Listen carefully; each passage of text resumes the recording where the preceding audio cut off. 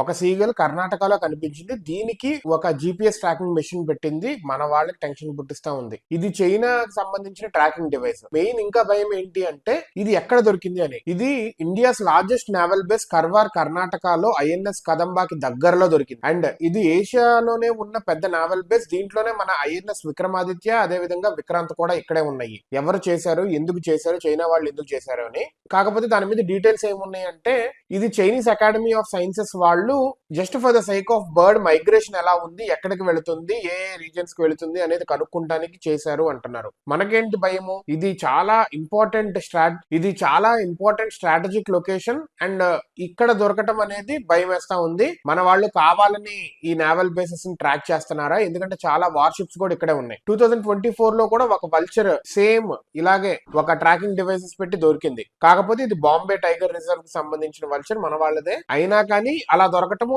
ఆ ఏరియాస్ లో దొరకటం అనేది ప్రాబ్లమాటిక్. వరల్డ్ వైడ్ గా ఇలా పెట్టడము, స్టడీకి సంబంధించి GPS డివైసెస్ పెట్టడం అనేది కామన్ అండ్ యాక్సెప్టబుల్. కానీ the location where we found this is a problematic thing.